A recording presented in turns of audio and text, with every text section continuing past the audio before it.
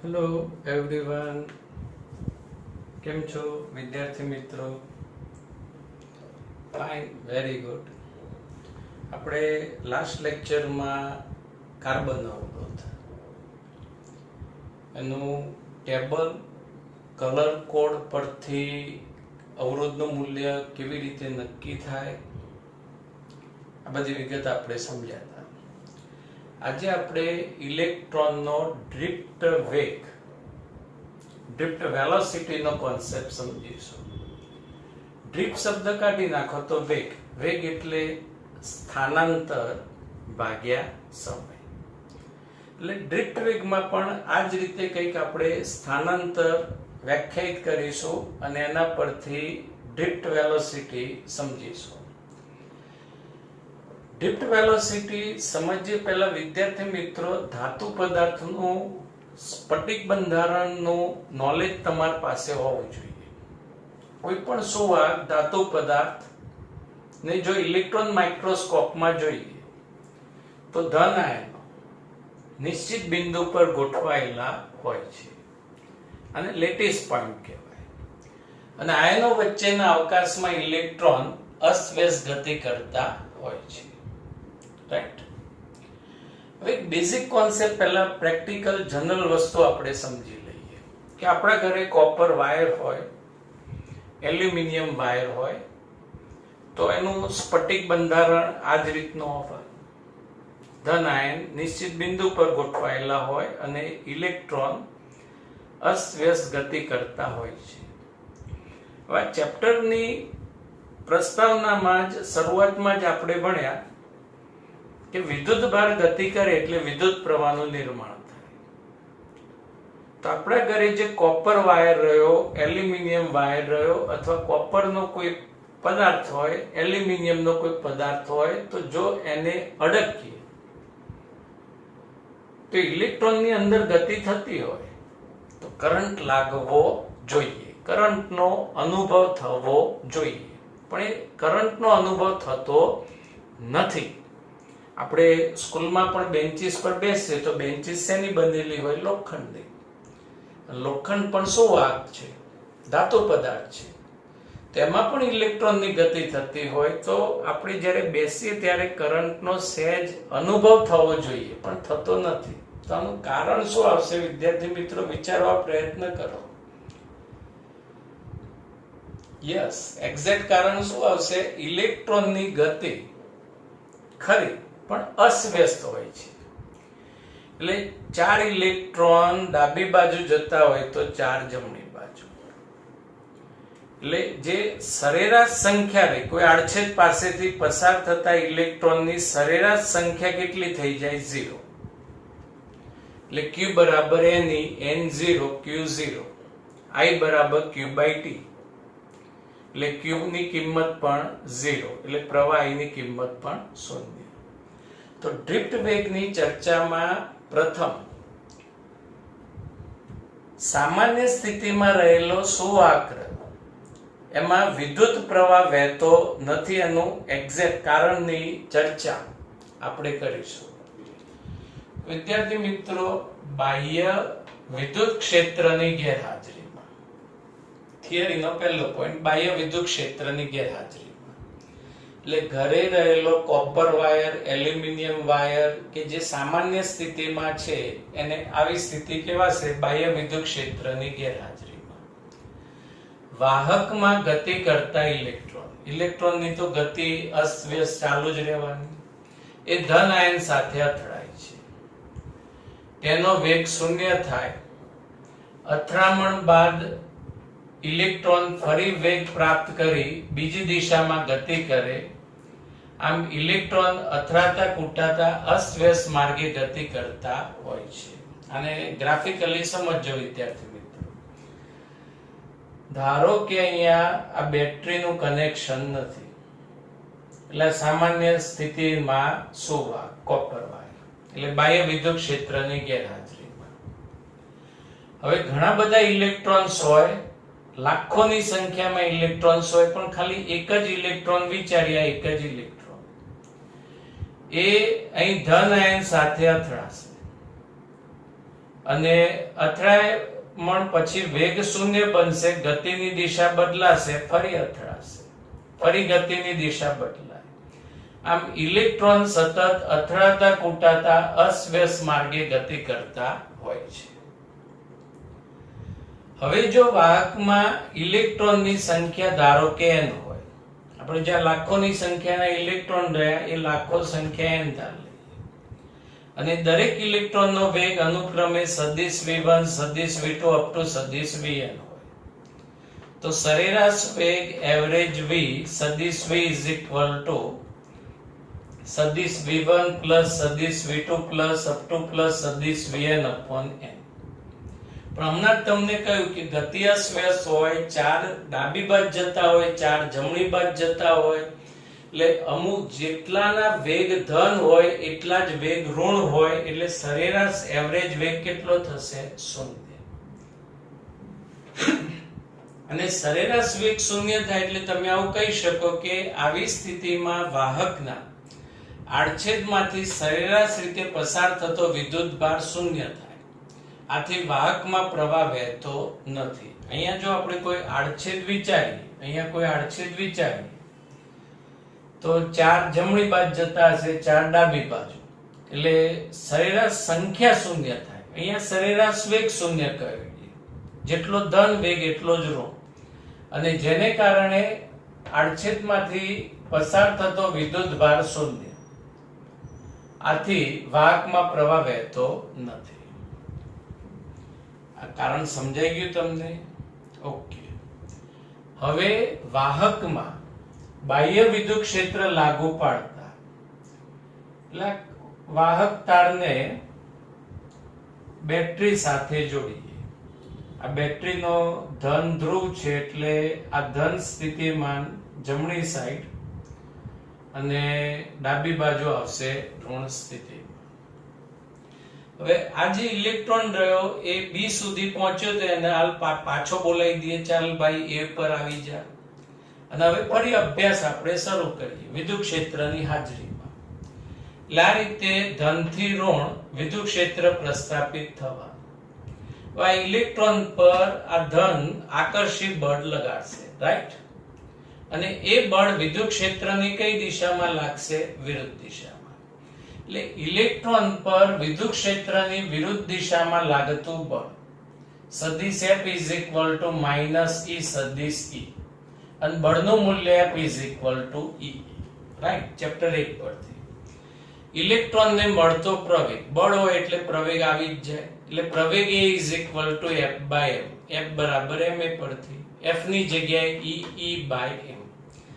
એટલે તમને થઈ ગયું કે સાહેબ હવે તો ઇલેક્ટ્રોન જોરદાર પ્રવેગી ગતિ કરવાનો, એ જેમ જેમ અહીં ધન તરફ જશે એમ એમ વેગ વધતો જશે, નહીં? જોરદાર પ્રવેગી ગતિ થશે. પણ અહીંયા વિદ્યાર્થી મિત્રો જ્યારે પ્રેક્ટિકલી ધ્યાનમાં લઈએ ત્યારે આવી કઈક પરિસ્થિતિ સર્જાશે. ઇલેક્ટ્રોન એકદમ બહુ ખુશ છે, કેમ કે આપણે વાહકનું જોડાણ બેટરી સાથે કર્યું છે અને ધનનું આકર્ષી બળ લાગી રહ્યું છે, એટલે ઇલેક્ટ્રોને વેગ પ્રાપ્ત કર્યો, વેગ વધ્યો અને પ્રવેગી ગતિ કરી. હવે જો ઇલેક્ટ્રોન એ પ્રવેગિત ગતિ કરી અને વચ્ચે ધન આયન એ જે તે લેટિસ બિંદુ પર આ રીતે ઊભો હશે. આ ધન આયન ઇલેક્ટ્રોનને જવા માટે જગ્યા આપશે નહીં, ધન આયન જગ્યા બદલતા નથી, એટલે ઇલેક્ટ્રોન અહીં ધન આયન સાથે જોરદાર ઉર્જા સાથે અથડાશે. અવાજ બી આવશે, ધૂમ દઈ જોરદાર ઉર્જા સાથે અથડાશે. હવે ઇલેક્ટ્રોનનો વેગ કેટલો થઈ ગયો? 0. જોરદાર અથડામણ થઈ. જેમ કે સાયકલ અને ટ્રક અથડાય એટલે કેવી અથડામણ થાય? સાયકલની શું દશા થાય વિચાર, એવી દશા થાય ઇલેક્ટ્રોનની. હવે ઇલેક્ટ્રોન રહ્યો એ હિંમત નહીં હારે, કેમ કે એના પર બેટરીના ધનનું કન્ટિન્યુઅસ બળ લાગશે, એટલે ફરી એ વેગ ધારણ કરી પ્રવેગી ગતિ કરશે અને ફરી પાછો આ બીજા ધન આયન સાથે અથડાશે. ફરી પાછો એનો વેગ 0 થાય, પણ એ હિંમત હારશે નહીં. ફરી પાછો એ વેગ પ્રાપ્ત કરે, વેગ ધારણ કરે, પ્રવેગિત ગતિ કરે, ફરી ધન આયન સાથે અથડાય, ફરી ગતિની દિશા બદલાય. પણ ટૂંકમાં બેટરી જોડ્યા પછી અહીં જેટલા બી ઇલેક્ટ્રોન રહ્યા એ બધા જ આ રીતે બેટરીના કયા તરફ ગતિ કરતા હશે? ધન તરફ. એટલે એક જ દિશામાં જતા હોય અને જેને કારણે વિદ્યુત પ્રવાહનું નિર્માણ થતું હોય. હવે અહીંયા પ્રવેગ ક્ષણ પૂરતો જ હોય છે, સમજાયું હમણાં? કારણ કે ઇલેક્ટ્રોન આયન સાથે અથડાય છે અને વેગ શૂન્ય થાય, ફરી પ્રવેગિત થાય, ફરી અથડાય, આમ ને આમ સતત ચાલ્યા કરે છે. અને બીજી એક વસ્તુ બાળકો તમને સમજાવી દઉં.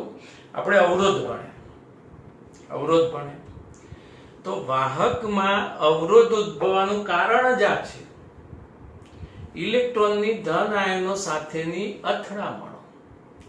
અને એક પ્રેક્ટિકલ વસ્તુ આપણે તમને સમજાવું કે કોઈ પણ ઇલેક્ટ્રિકલ ઉપકરણ હોય, પંખો, ઇલેક્ટ્રિક મોટર, ટ્યુબલાઇટ, બલ્બ, આ બધા એ થોડો સમય ઓન સ્થિતિમાં રહે અને પછી તમે એને અડકશો તો શું લાગશે? ઠંડુ એમ લાગશે કે ગરમ લાય લાગશે? ગરમ લાય લાગશે. કેમ? તો ઇલેક્ટ્રોનની આયનો સાથેની અથડામણ. એનું એનર્જી કન્વર્ઝન આપણે આગળ જુલ્સમાં આવશે વખત સમજીશું. પણ અવરોધનું મુખ્ય કારણ ઇલેક્ટ્રોનની આયનો સાથેની અથડામણ. ચાલો પાછા ડ્રિફ્ટ વેગ પર આવી જઈએ. ડ્રિફ્ટ વેગ ફટાફટ વ્યાખ્યાયિત કરી દઈએ. અત્યારે હાલ ઇલેક્ટ્રોનની ગેરહાજરીમાં, એટલે બેટરી નહોતી ત્યારે, ઇલેક્ટ્રોનનો ગતિપથ આ સળંગ AB વડે દર્શાવાય અને બેટરી જોડ્યા પછી એ જ ઇલેક્ટ્રોનનો ગતિપથ સહેજ બદલાશે, એ A થી B' બનશે. આમ ઇલેક્ટ્રોનનું ઇફેક્ટિવ ડિસ્પ્લેસમેન્ટ, અસરકારક સ્થાનાંતર કયું થશે? BB'. અને આ અસરકારક સ્થાનાંતર ભાગ્યા સમય અને એ અનુરૂપ વેગને શું કહેવાશે? ડ્રિફ્ટ વેલોસિટી, ડ્રિફ્ટ વેગ VD કહે છે. આમ વાહકમાં બધા જ ઇલેક્ટ્રોનના ક્રમિક બે અથડામણો વચ્ચેના સરેરાશ વેગને ડ્રિફ્ટ વેગ કહે છે. આ ક્રમિક અથડામણ વચ્ચેના સરેરાશ વેગને ડ્રિફ્ટ વેગ કહે છે. ડ્રિફ્ટ વેગનું ગાણિતિક સ્વરૂપ વ્યાખ્યાયિત કરવા આપણે એક નવી ભૌતિક રાશિ વ્યાખ્યાયિત કરી, રિલેક્શન સમય. ટાઉ. રિલેક્શન સમય એટલે તમે પાછા એવું ના સમજતા કે સાહેબે રિલેક્સ થવા માટે ટાઈમ આપ્યો, રિસેસ આપી. ટાઈમ આપીશું ને અત્યારે તમારી પાસે પુષ્કળ ટાઈમ છે, તમે રિલેક્સ થઈ શકો. પણ અત્યારે હાલ ઇલેક્ટ્રોનમાં રિલેક્શન સમય કોને કહેવાય? તો વ્યાખ્યા VSQ માટે, MCQ માટે ધ્યાનમાં રાખજો. વાહકમાં ઇલેક્ટ્રોનની આયનો સાથેની બે ક્રમિક અથડામણો વચ્ચેના સરેરાશ સમયગાળાને રિલેક્શન સમય કહે છે. જો ક્યાં? વાહકમાં. કોની? ઇલેક્ટ્રોનની. કોના સાથે? આયનો સાથે. કેવી અથડામણ? તો બે ક્રમિક અથડામણો માટે લાગતા સરેરાશ સમયગાળાને રિલેક્સેશન સમય કહે છે. ધારો કે અહીંયા સમય T1, અહીંયા સમય T2, T3, અહીં T4 અને અહીંયા સમય T5. વાહકમાં, આ વાહકમાં ઇલેક્ટ્રોનની આયનો સાથેની પહેલી અથડામણ, ક્રમિક અથડામણ માટે લાગતા સમયના સરેરાશ સમયગાળાને રિલેક્સેશન સમય કહે છે. તો રિલેક્સેશન સમય tau is equal to T1 plus T2 plus up to plus Tn upon n. જેટલી અથડામણ થઈ હોય એટલો સમય ભાગ્યા n.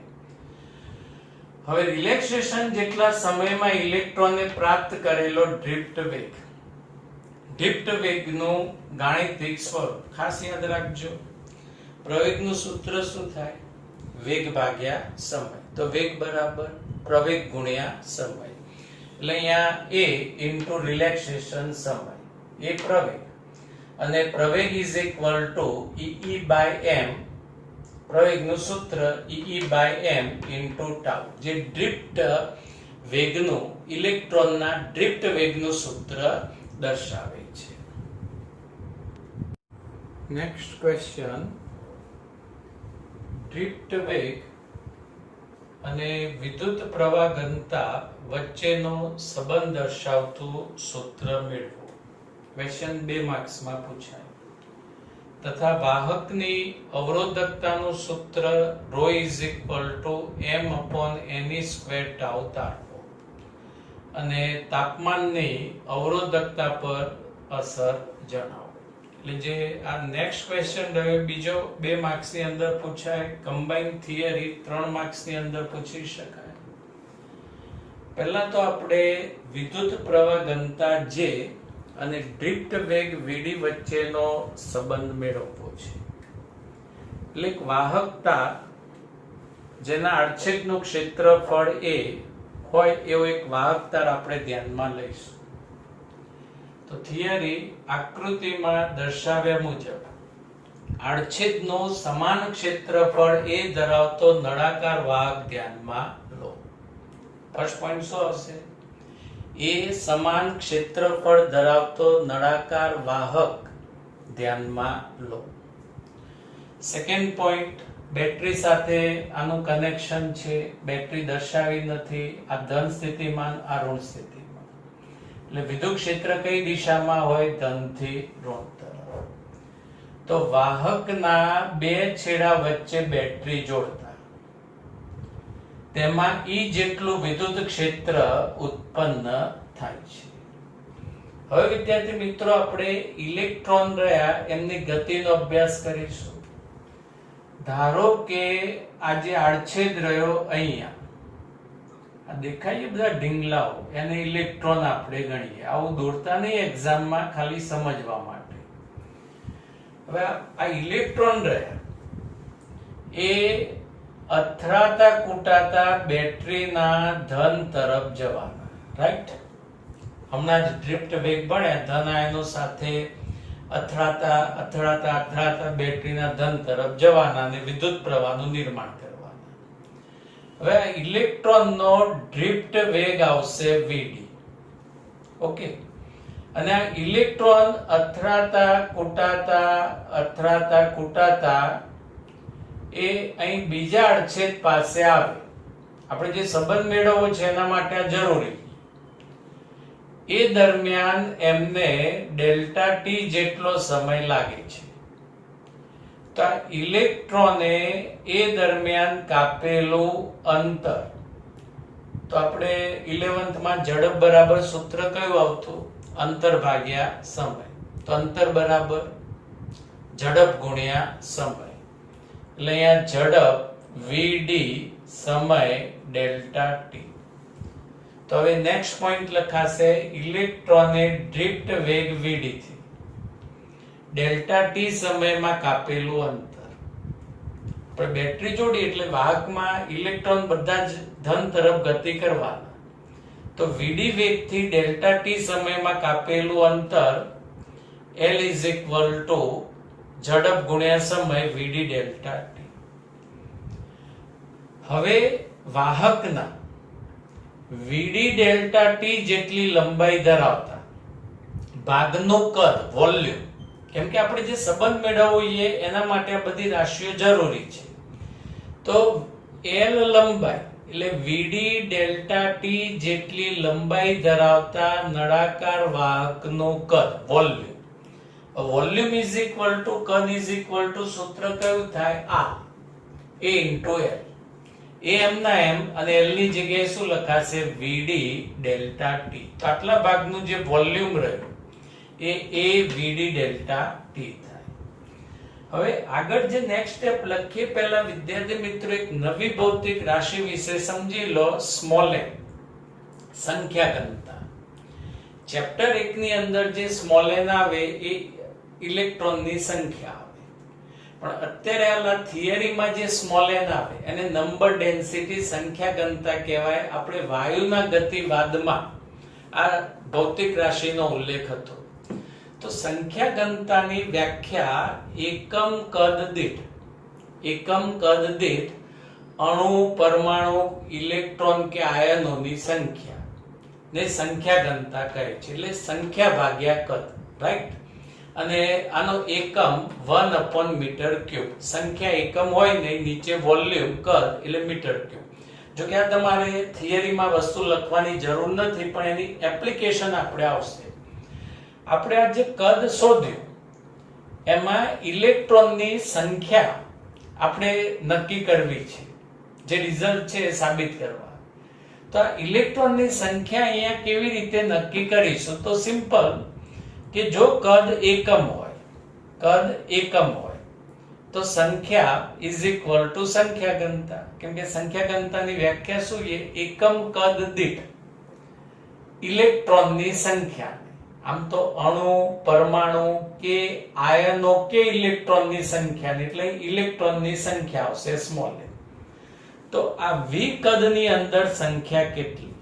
એટલે એકમ કદ આ કદમાં રહેલા ઇલેક્ટ્રોનની સંખ્યા is equal two small n into v.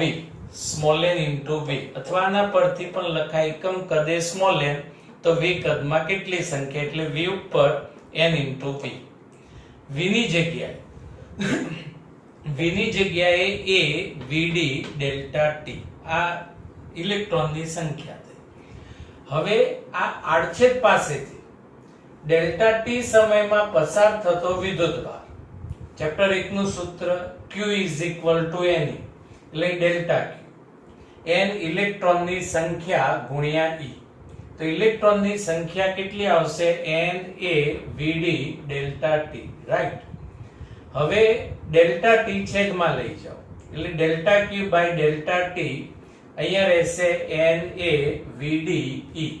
અને delta q by delta t ની જગ્યાએ શું લખાશે? વિદ્યુત પ્રવાહ i ઇઝ ઇક્વલ ટુ પદ વ્યવસ્થિત ગોઠવીએ તો a vd n e. તો પ્રવાહ i ના શક્ય સમીકરણ, વિદ્યાર્થી મિત્રો, પહેલું સૂત્ર કયું આવતું? i બરાબર q બાય t. પછી પ્રવાહનો વિદ્યુત પ્રવાહનું મૂલ્ય બદલાતું હોય તો i બરાબર dq બાય dt. પછી પ્રવાહ ઘનતા J વાળું સૂત્ર i બરાબર ja i જા. અને પ્રવાહ i નું આ પણ સૂત્ર તમારે યાદ રાખવું પડશે, a vd n e. આ રીતે યાદ રાખજો, Avani a vd n e, Avani પ્રવાહીનું સૂત્ર. આ એ પદ છેદમાં લઈ જાઓ, એટલે i બાય a એટલે j બરાબર n e v e. એટલે પ્રવાહ ઘનતા અને દીઠ વેગ વચ્ચેનો સંબંધ દર્શાવતું સૂત્ર થયું. સદિશ સ્વરૂપે લખીએ તો સદિશ j is equal two n અદિશ e અદિશ સદિશ vd. અને જો વ્યાપક સ્વરૂપે આ સૂત્ર લખવું હોય q વિદ્યુતભાર માટે, તો અહીંયા સમીકરણ લખાય સદિશ j is equal two nq સદિશ vd લખી શકાય. વિદ્યાર્થી મિત્રો, પહેલી 2 માર્ક્સ માટેની થિયરી માટેની સિક્વન્સ તમે આ રીતે યાદ રાખજો. પહેલા એ યાદ રાખવાનું, એટલે એ આડછેદનું ક્ષેત્રફળ, સમાન ક્ષેત્રફળ ધરાવતો નળાકાર વાહક ધ્યાનમાં લો. નળાકાર વાહક ધ્યાનમાં લો. એ પછી ઈ વાહકને બેટરી સાથે જોડતા તેમાં પ્રસ્થાપિત વિદ્યુત ક્ષેત્ર ઈ જેટલું છે. પછી અંતર યાદ રાખવાનું કે ઇલેક્ટ્રોન vd વેગથી ડેલ્ટા t સમયમાં કાપેલું અંતર l is equal two vd delta t. 3 પદ થયા, a e l લંબાઈ. હવે કદ, તો આ vd ડેલ્ટા t લંબાઈના ભાગને સમાવતું કદ is equal two al, a vd delta t. પછી ઇલેક્ટ્રોનની સંખ્યા, તો nv, v ની જગ્યાએ a vd delta t.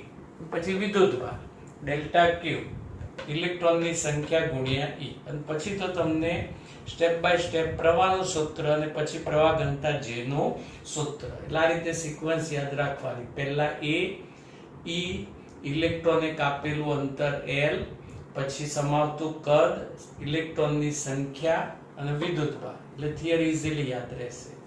Okay, હવે નેક્સ્ટ ક્વેશ્ચન.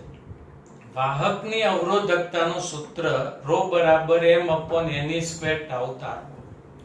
વિદ્યાર્થી મિત્રો ક્વેશ્ચન આ રીતે બે એક્ઝામમાં પૂછાય અને આ રીતે પણ પૂછાય કે J બરાબર N VD અને J બરાબર સિગ્મા E સૂત્ર સ્વીકારીને ρ m/n² ટાઉ સૂત્ર વ્યાખ્યાયિત કરો. તો જો આ બંને સૂત્ર ક્વેશ્ચનમાં આપેલા હોય તો કોઈ પ્રોબ્લેમ નથી, અને ના આપ્યા હોય તમારે એવું યાદ રાખવું પડે જેના બે સૂત્ર લખવા. એટલે J બરાબર સિગ્મા E ઓહમના નિયમનું સદિશ સ્વરૂપ, અને આ લેટેસ્ટ સૂત્ર J બરાબર N VD. બે સૂત્ર પ્રવાહ ઘનતાના પહેલા લખી કાઢવાના. પછી બંને સૂત્ર તમે કમ્પેર કરી દો, સરખાવી દો. VD NE આ is equal to sigma E. VD એટલે ડ્રિફ્ટ વેગ. હમણાં જ સૂત્ર ડ્રિફ્ટ વેગનું સાબિત કર્યું આગળની થિયરીમાં. પ્રવેગ ગુણ્યા રિલેક્સેશન સમય, અને પ્રવેગની જગ્યાએ શું લખાય? E/m. એટલે VD ની જગ્યાએ E/m tau NE is equal to sigma E. Right. E વિદ્યુત ક્ષેત્ર કેન્સલ, સિગ્મા ને કરતા બનાવો એટલે અહીંયા small n E² tau upon m. આપણે તો અવરોધકતા ρ નું સૂત્ર લાવવાનું છે, એટલે સિગ્મા ઇઝ ઇક્વલ ટુ 1/ρ અહીં મૂકી શકાય. 1/ρ બે બાજુ વ્યસ્ત લો એટલે ρ is equal to m/ne² tau. અવરોધકતાનું તાપમાન સાથેનો સંબંધ દર્શાવતું સૂત્ર વ્યાખ્યાયિત કર્યું. m ઇલેક્ટ્રોનનું દળ, n ઇલેક્ટ્રોનની સંખ્યા ઘનતા, e વિદ્યુતભાર ઇલેક્ટ્રોનનો, અને ટાઉ એટલે રિલેક્સેશન સમય. આ સૂત્રમાં ક્યાંય ટેમ્પરેચર તાપમાન નથી, છતાંય આ સૂત્રને અવરોધકતા તાપમાન પર આધારિત સૂત્ર ગણી શકાય. હવે આગળ ઓહમના નિયમ વખતે મેં તમને ડાયરેક્ટ કહેલું કે જેમ તાપમાન વધે એમ વાહકનો અવરોધ વધે. તેનું એક્ઝેક્ટ કારણ હવે આના પરથી આપણે સમજીએ. તાપમાન વધતા કોઈ પણ સુવાહક હોય એનું તાપમાન આપણે વધારીએ. તો તાપમાન વધારીશું એટલે આ જે ધન આયનો રહ્યા એમને દજાતું હોય, ધન આયનો રહ્યા એમને દજાતું હોય, જેને કારણે દજાતું હોય એને કારણે ધન આયનો પોતાના મધ્યમાન સ્થાનની આસપાસ દોલનો વધુ ઝડપથી કરશે. એટલે કે ધન આયનના દોલનો ઝડપી, વધારે અસ્તવ્યસ્ત તેમજ મોટા કંપ વિસ્તાર વાળા બને છે. હવે ઇલેક્ટ્રોન રહ્યો, એ ઇલેક્ટ્રોન ધારો કે અહીંયા આયન સાથે અથડાય, પછી ઇલેક્ટ્રોન અહીં બીજા આયન સાથે અથડાવા જતો હોય, એટલે ધન આયન સામેથી આવશે કે લે ભાઈ અથડાય, અમે તો દાજીએ છીએ, એટલે રિલેક્સેશન સમય રહ્યો એમાં શું થશે? ઘટાડો. ફરી પાછો ઇલેક્ટ્રોન આ બાજુ અથડાય, પણ આ ધન આયન સામેથી આવશે, લે અથડાય, કેમ કે અમે દાજીએ છીએ, રહેવાતું નથી, સહેવાતું નથી, જગ્યા બદલાતી નથી. એટલે ધન આયનના દોલનો ઝડપી, મોટા, અસ્વ્યસ્ત બનતા હોય એટલે રિલેક્સેશન સમય રહ્યો એ ઘટશે. અને રિલેક્સેશન સમય ઘટે એટલે અવરોધકતામાં શું થશે? વધારો થાય છે. રિલેક્સેશન સમય ઘટે અને અવરોધકતા વધે છે. એટલે કે તાપમાન વધારે તો રિલેક્સેશન સમય ઘટે, અવરોધકતા વધે છે.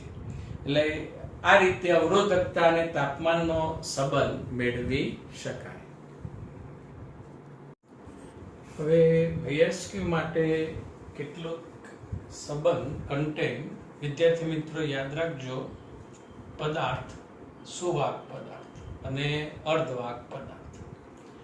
સુવાહક પદાર્થ માટે હમણાં જ સૂત્ર સાબિત કર્યું, ρ = m/ne² ટાઉ.